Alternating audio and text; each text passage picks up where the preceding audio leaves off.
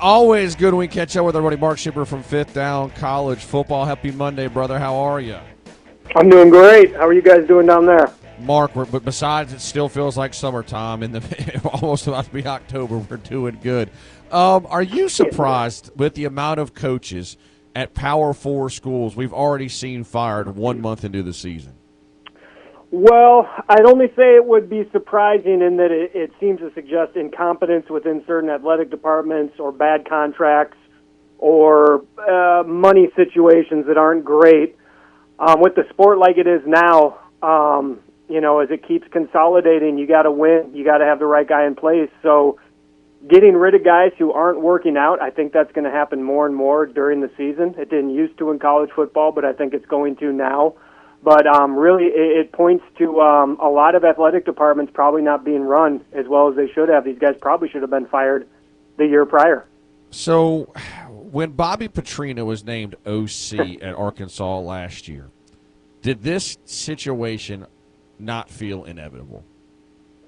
Yeah, I know. It did in certain ways, and I'll bet that is surreal and crazy for the Arkansas fans down there. There was, as much as they loved his winning, and he won a lot, there were a lot of mixed opinions on him personally and how he conducted himself, and I don't think any of them ever thought he would end up back in Fayetteville. But when he earned his way back into that, basically the OC is kind of the number 2 spot, maybe co-number 2 with the DC, and Pittman has never quite been able to get the momentum and keep it. He's built momentum a few times, but he has not been able to maintain it. It did kind of feel like if this thing goes sideways again, we might see Petrino back in that captain seat, but it is surreal. So Alabama gets Georgia, or Georgia gets Alabama between the hedges for the first time under Kirby Smart. And you're thinking, okay, this is where things change in this rivalry. Alabama goes in and beats Georgia again. And by the way, since that Florida State game, I don't know if there's a quarterback playing at a higher level than Ty Simpson is for Alabama. They look like a completely different team since that opener. What is it about that team from Tuscaloosa that continues to give what is considered the best program in college football, Georgia fits? Yeah, talent level, good coaching. I had to laugh. I mean, just kind of like a dark laugh early this year when they were talking about getting rid of Kalen DeBoer, and he's not going to be able to work his way back. Kalen DeBoer has been a premium coach at every stop he's made. He's beat teams he's not supposed to beat. He's got talent he's not supposed to get, and his systems work extraordinarily well. We're talking about game 1 of year 2. Give the guy a little bit of time. So he's a great coach over there. Alabama still has a ton of talent on that roster. And it's one of those things, I said it Saturday, it reminds me a little bit of the great Tom Osborne with Barry Switzer at Oklahoma. Tom Osborne beat everybody on earth, and when Barry Switzer retired after 16 years, they played Oklahoma. Nebraska played Oklahoma 17 times. Nebraska was 5-12 against Oklahoma. Those 12 losses were 33% of all Osborne's losses. So for whatever reason, Kirby Smart's got a problem beating Bama, and he didn't fix it Saturday. Well, speaking of Bama, Mark, they got Vanderbilt coming to town this week, a surprising Vanderbilt. They're sitting at 5-0, and I think everybody wants Vanderbilt to be good. Who doesn't want to root for the little guy? But, they're 5-0. Their schedule has not been difficult. One quality win against South Carolina so far this year. They've got Alabama, LSU, Missouri, and Texas coming up in the next 4 weeks. I mean, is this Vanderbilt team as good as everybody wants them to be? They're sitting at number 16 in the AP poll right now, or are they going to take a tumble over these next 4 weeks? Well, they're probably not as good as everybody wants them to be, but at the same time, certain teams with certain leaders, coaches, it varies by the squad, have an it factor, a win factor. Vanderbilt kind of seems to have that going on right now. It's a group that believes football's a very emotional game. You have to be ready to play. You have to believe it's going to work, and you have to be willing to sacrifice for it. And Vanderbilt is like that right now. So nobody saw the upset coming last year when they beat Alabama at home. So that was a massive shocker. Now they got to go to Tuscaloosa and basically run it back. And we'll see if they can do it again. So, no, I don't think Vanderbilt is probably actually that good, but they have a way of playing that well, if that makes sense. So I would not count them out of this game. They have a little mental edge after what happened last year. Mark, this has been a role reversal for LSU under Brian Kelly, where they could not stop anybody the first 3 years he was there. Now they've got a legit defense, and all of a sudden the offense is not existent. What has happened to LSU? Yeah, it's a great question. Just to say it in brass tacks, they can't run the football. And if you can't run the football and you're going to become one-dimensional in a league like the SEC, particularly losing the run game, you're probably going to get beat by really good teams. And then I look at Nussmeier playing quarterback. I don't know what's going on. I think someone asked Brian Kelly if there was an injury there or something that they're not disclosing, and I believe he said no. Everything's fine. Nussmeier to me looks like someone who's not 100% physically healthy. When I envision him, I think of a lot of electricity in that arm, a lot of zap. And I watch him throw this year, and he does not have the pop on the ball that I remember him having, and he's throwing interceptions on balls to open receivers that he's just not throwing hard enough. So I don't know if it's a confidence issue, maybe a minor physical issue. I don't know what it is, but it's a one-dimensional offense, and they really struggle to move the football. Well, speaking of Garrett Nussmeier, he's one of a number of highly touted quarterbacks who came in, and right now I don't think many have lived up to the hype through the first month. Mark, who's the best quarterback in college football? Certainly not who we thought it was going to be.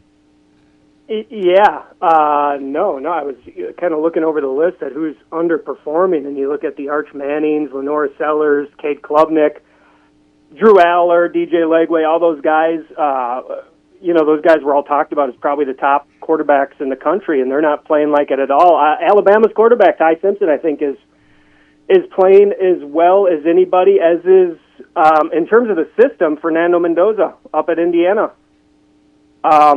He's playing his position and his role in it as well as anybody in the country. So, off the top of my head, those guys are great. Dante Moore at Oregon also has been, in his first full year as a starter, man, has he been sharp. He's been a difference maker for Oregon. Mm-hmm.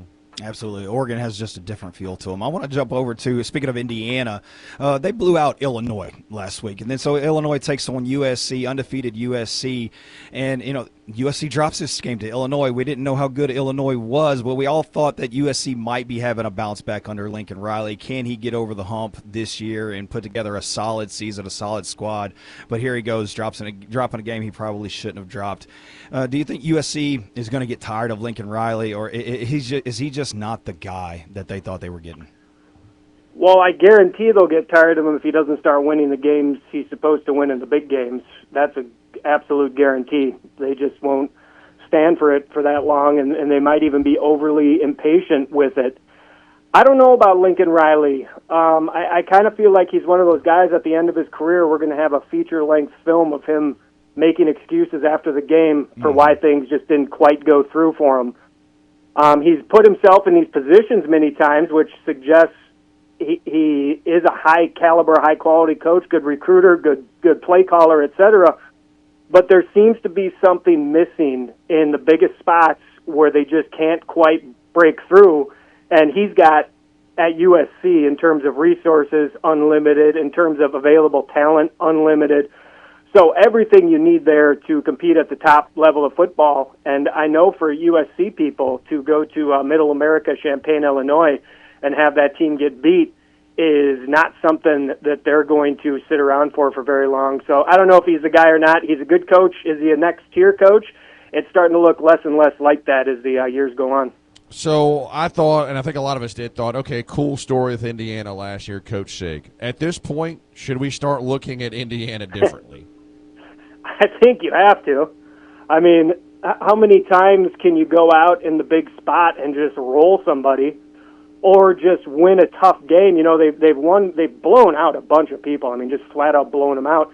But they've also won some tough games, and they've hung in there and made the big plays when they needed to, and they look confident in what they're doing and where they want to go. So at this point, I think it would be foolish not to look at Indiana differently, and that's where we're at in this sport. an established coach who can get resources to be sure that the caliber of talent he wants is going to be available to him through whatever kind of deals we're talking about. You can go pretty much anywhere with that level of resources and win. So I think Indiana is kind of like a harbinger of what is now possible in college football. Mark Schipper, our guest. Mark, through the first month of the season, who's the best team in college football? Yeah, good question. You know, I don't know that I'd say I have actually, I know I don't have a clear-cut top team. It's really kind of exciting, in my opinion. There's probably 15 teams that are going to be in the ballpark where you could say, man, they could probably beat anybody above them on any given Saturday. So, I look, Ohio State has been incredibly balanced and powerful. Ohio State looks like an absolute contender to repeat as champs. Oregon with Dante Moore. I wasn't sure how Dante Moore was going to play in his first year as a starter. What we saw at UCLA was flashes, but not consistent. He's spectacular at Oregon, and Oregon has so much talent on that roster.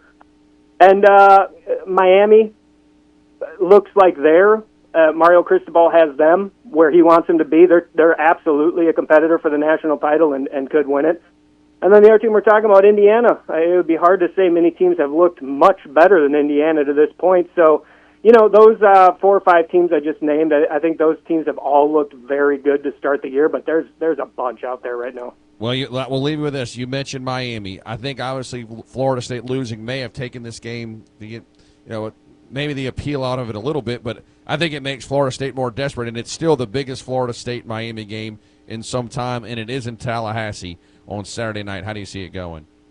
Yeah, I can't wait for that one. It is a bummer that Florida State got upset at Virginia Friday night. I would have loved to have this an undefeated top 10 matchup like the great old days when they used to play top 3 games, top 5 games almost every year. Yeah, I don't have a pick on it at this point, but I expect Florida State for this to be a serious wake-up call for them. I think they were feeling pretty good after beating Alabama and then rolling against some really inferior competition. I think that was a harsh kind of crack across the face, and they're going to get back to business. So what I'm hoping for, and I don't think I'm being too biased about this, I think we may get kind of a classic battle up in Tallahassee on Saturday. So that's what I'm hoping for. Mark, as always, we appreciate the time. Tell our audience how they can follow you online. Yeah, pop on Twitter, the X, 5th Down CFB. I'm on there all the time. Love chatting with college football people, so come there and find me. Appreciate you, my friend. Thanks a lot. All right, guys, take care.